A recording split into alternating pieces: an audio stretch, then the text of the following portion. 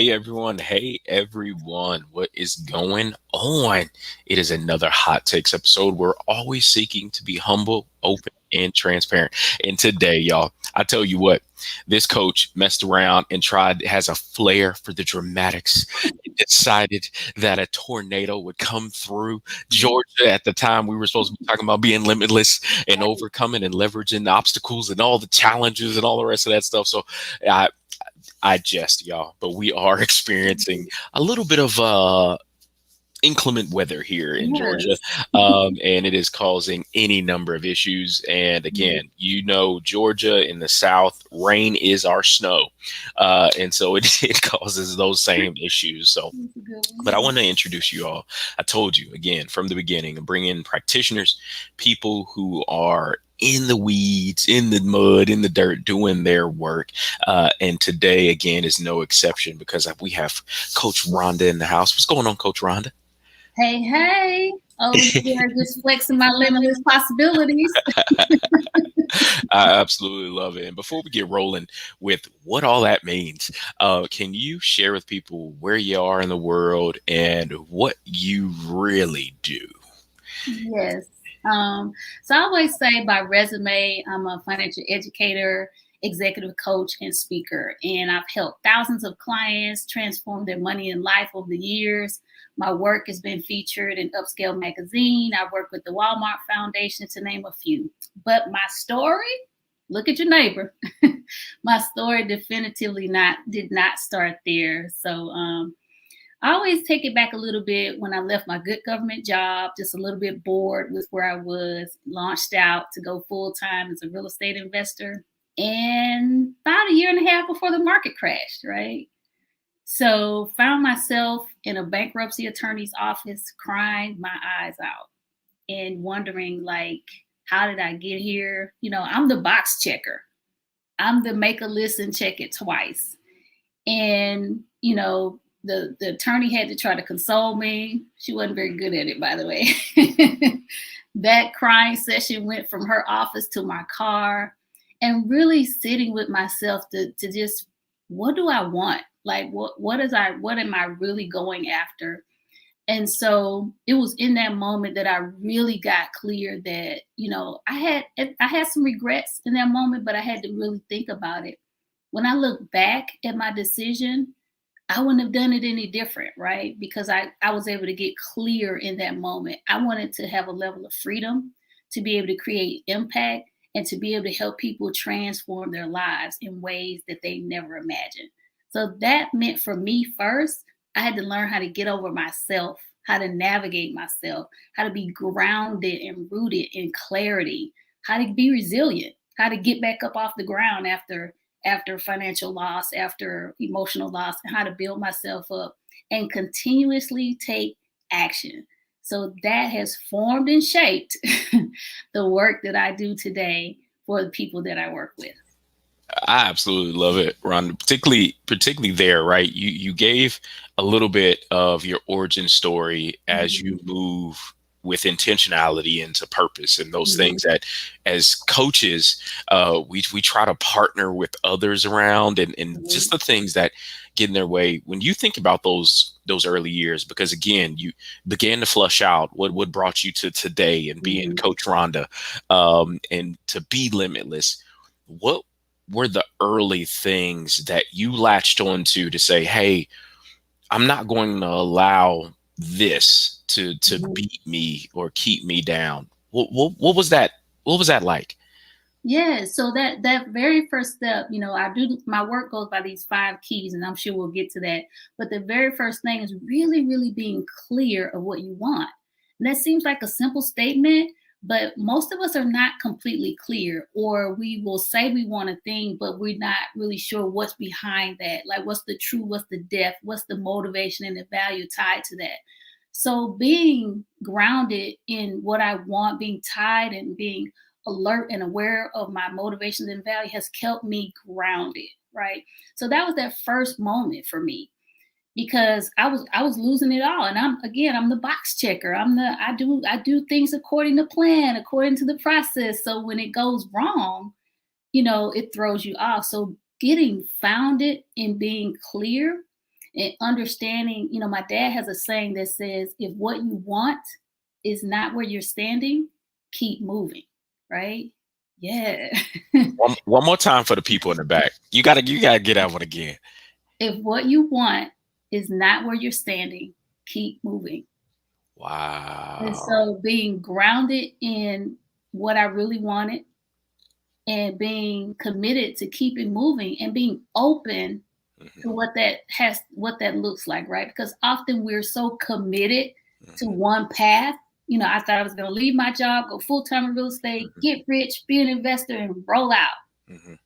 Didn't happen that way, right? So being committed to what you want, I wanted to be free. I wanted to create impact. I wanted to help people transform their lives, but not being attached to how that journey looked or how that path looked. Wow. So those were some of those very beginning lessons and moments for me. Yeah. And there's something that when we talked before, and as we've talked since we first met these many months ago, leading up to this podcast, it seems like forever ago I when we know. first got connected. And one of the things you say, particularly about your story, is say, hey, my story didn't start with the accolades, right? Mhm, We see on social media, and it kind of the blurb I wrote up for this episode is people like to see the smiles. They mhm, like to see the rainbows, unicorns, and pixie dust that mhm. people post. But how many people were actually there or available to hear the origin stories? Right. And when you think about what people see today, again, you've already talked about perseverance. You've talked Mhm, about the financial things that you've had to overcome, but what is it really about telling not pieces of the story, but being prepared to tell your whole story? What is it about mhm. that?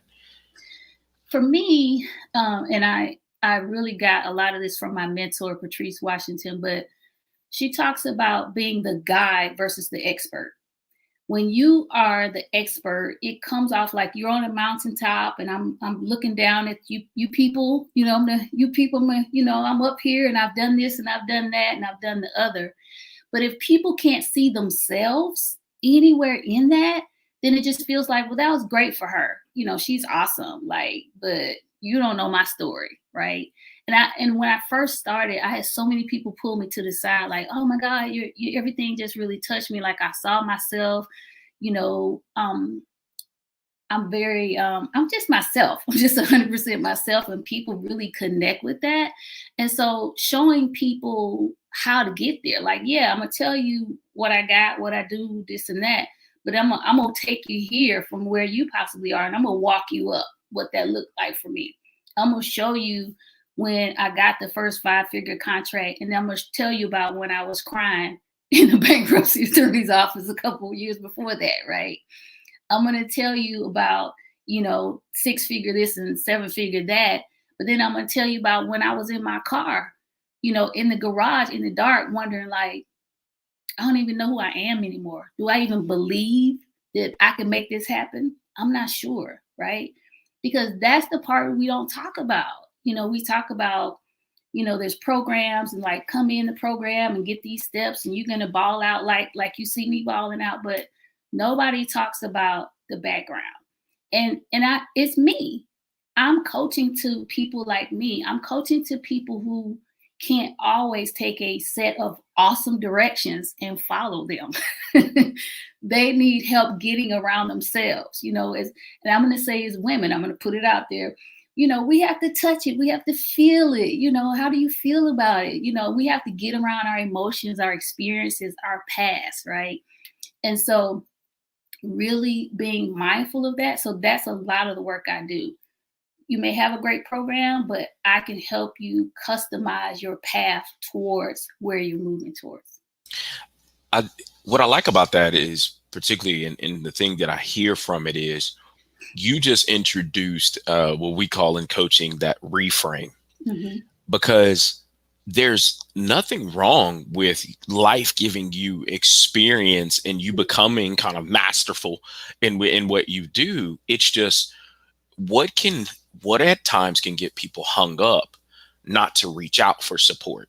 And Right. it could be a video or a post they saw where you called yourself an expert or a subject matter expert, right? That's a business thing. That's a Mhm. thing to be a Right. subject matter expert. But in our minds, to not want to go follow that. Mhm. Like, but what you did there was, hey, if it's not expert, let me be your guide. Mhm. Will you reach out to a guide? And I really believe that's one of the biggest reasons why coaching done right is so Mhm. powerful, is because coaching is that partnering. Mhm. Coaching is that asking what you need, or if you even have a concept of what you believe you Right. need, because there's something else. And I want you to speak to, again, you said you have the good, the bad, the indifferent, it all has to come in play. Mhm. It's just now a matter of putting it in context Right. as you move forward. But what is it about people, again, and I love that you said this, and one of my favorite books, y'all, that I was introduced by another learning development professional was The Knowing Doing Gap by Pfeffer Mm. and Sutton. This book was written back in 2003, and the whole premise was really about what you said about people know what to do, Right. but there's a gap There's a between gap. what they know and them actually getting to the doing. And you've Mhm. already stated already, you better get your butt in gear, take that first step. But what is it about using the information you have Mhm. before trying to seek new stuff? Yeah. Yeah, as human beings, we're always seeking, we're always looking out. We're either looking ahead, where we're trying to get, or we're looking back at what didn't work. We're not living in the now, right? And so we're not often assessing even what we have access to, or different ways that we can use it. And so if I dig into different ways, when I talk about limitless possibilities, you may have certain things and you think of using a resource or a relationship a certain way, or think a path has to go a certain way, and when it doesn't, then we're out of gas. But taking time to, like, okay, turn that thing around, okay, wait a minute, flip it up, okay, let's look over here, finding different ways to approach a thing, right? And again, it goes back to being clear. When you're clear, when I work with people around finances, one of the a goal that a lot of people have is home ownership. And I love that goal because it's a great motivator for people to kind of get in gear. And when I ask people, what is having a home going to do for you? You get financial security. You get, I never had a home. I'll be the first person in my family to get one, and this and that and the other. So they may have said, I want a 5-bedroom home, on a basement, and this and that, and it's not really working out. We go back to, what do you really want? I want something that I own, that I can paint the walls purple. Nobody is going to tell me what I can't do. I want something where I want to see my kids playing in the background, right, in the backyard. And again, that can look different for different people. So really being open to the process, open to the journey, and open to looking at things from different perspectives. My dad, I call him the king of the zing, when he throws out little zingers. And I do that in coaching as well. I challenge people all the time on what they're saying, right?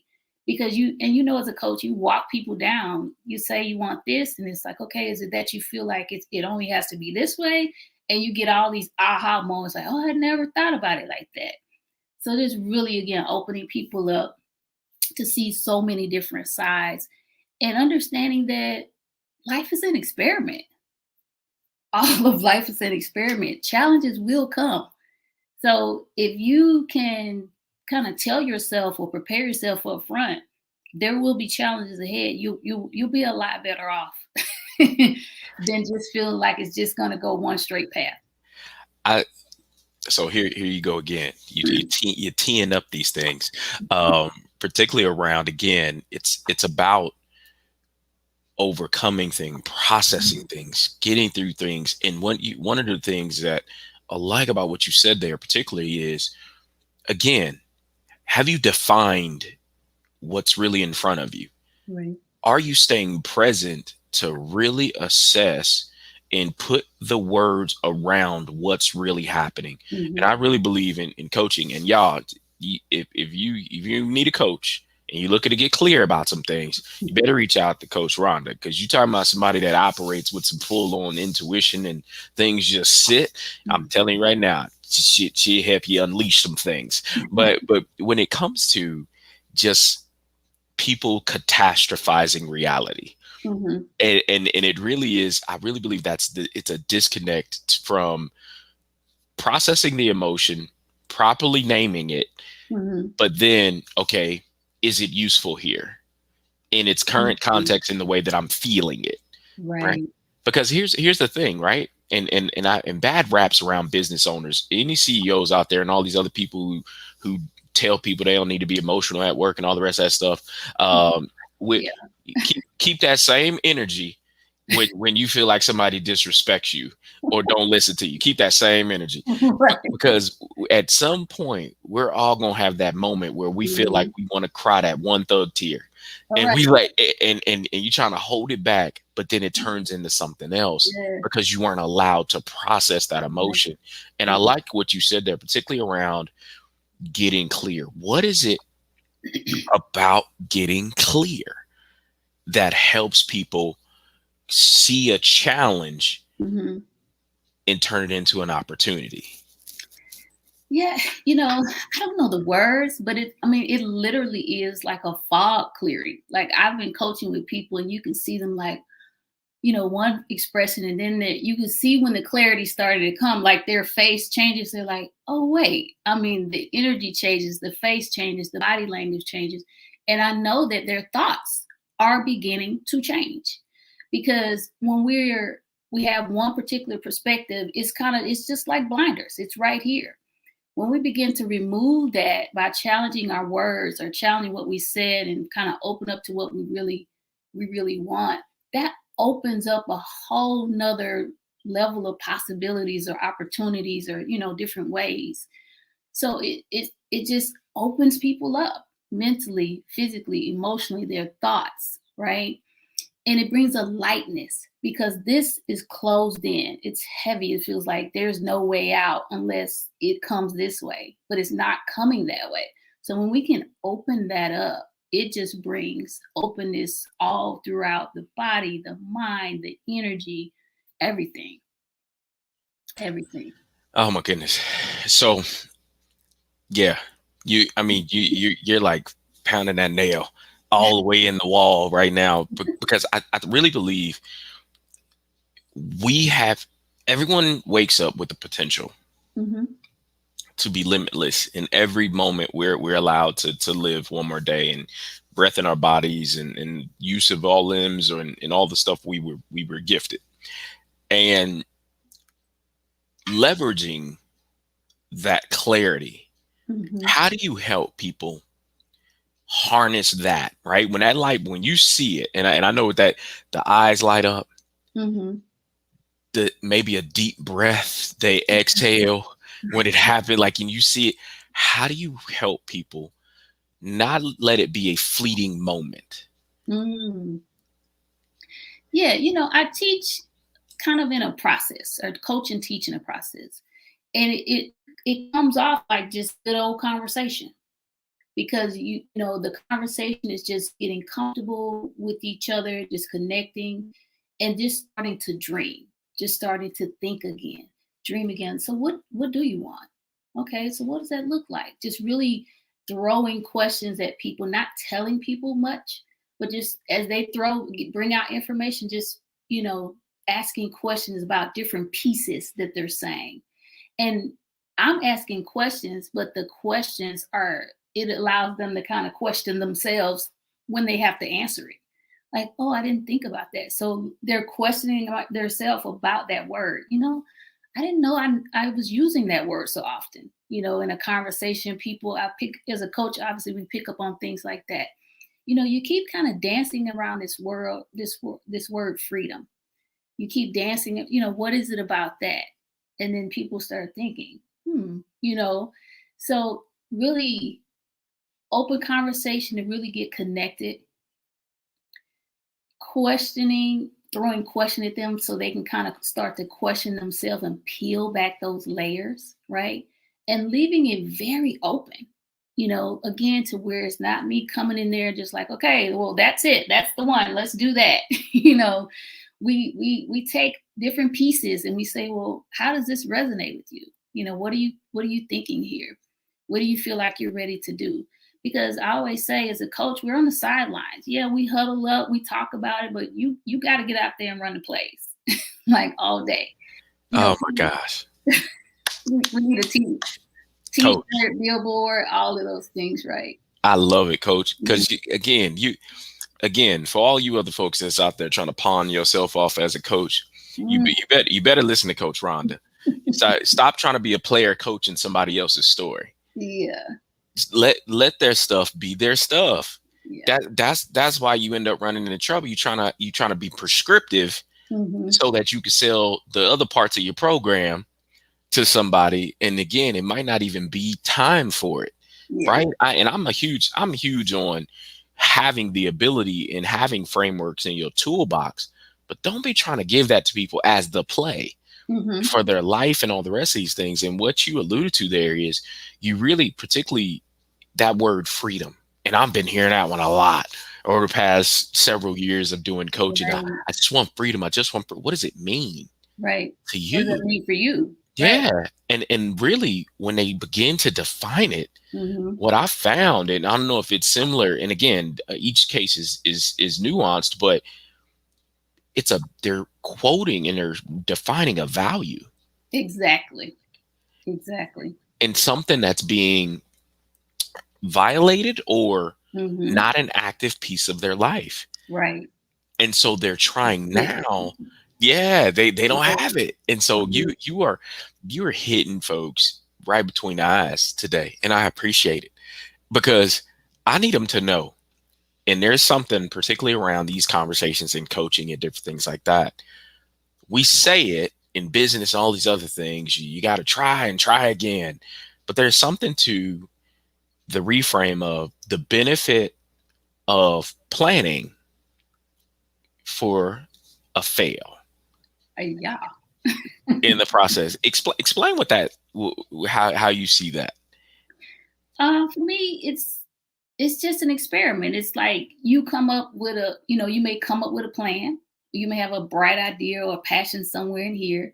They say test it in the market. I saw you use some business words, some coach words. They say test it in the market. You can throw out a survey to kind of see how people are reacting. Maybe pick a few pieces based on what you felt and how people responded to it and run it.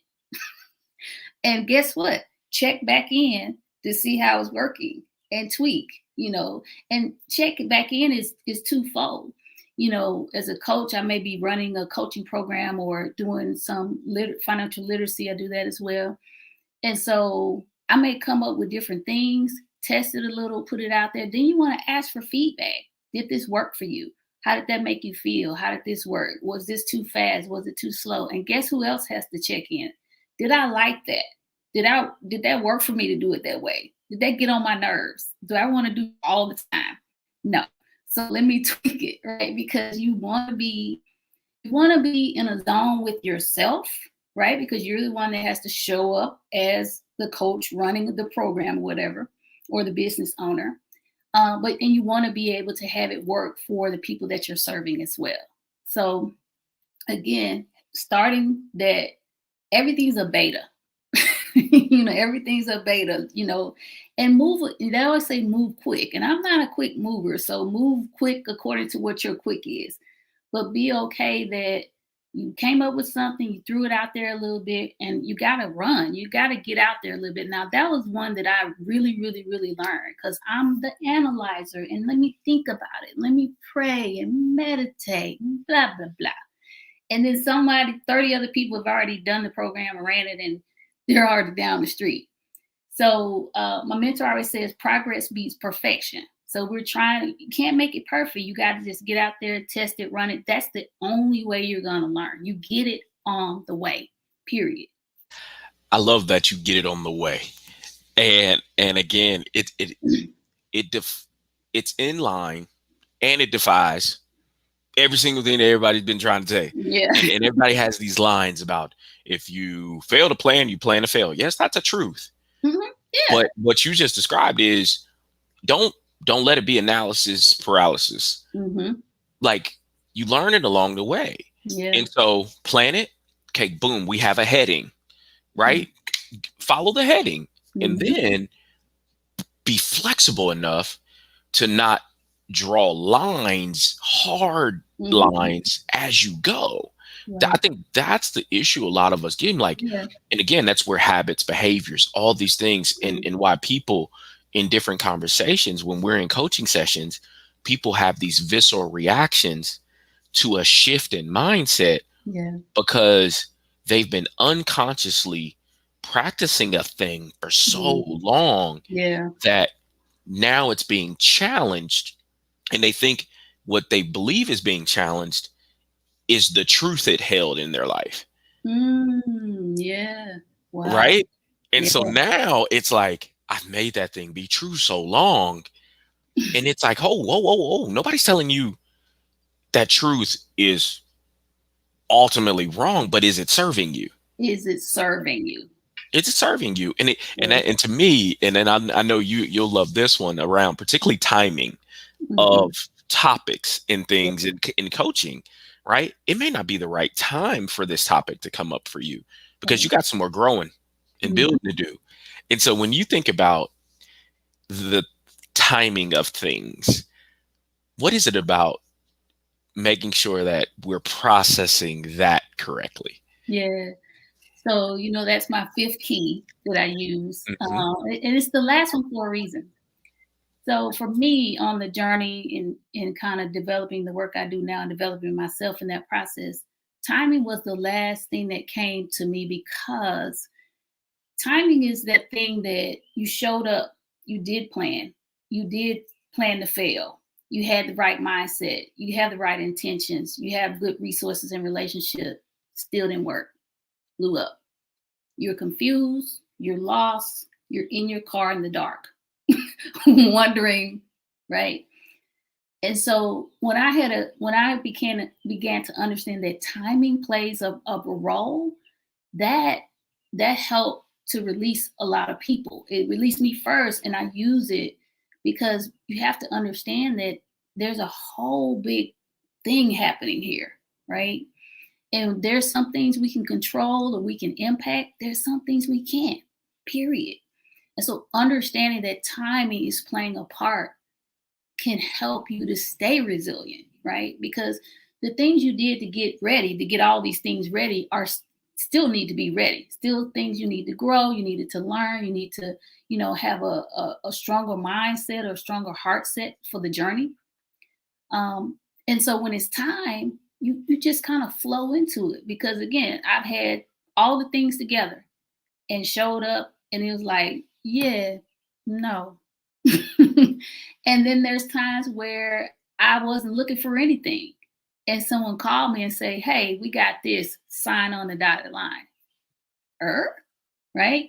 And when I get into it, I'm in a project now. When I look back at all the no's or all the not nows, all of it stack the deck for what I'm doing now. Now, this particular project, what what you need, what you got, right?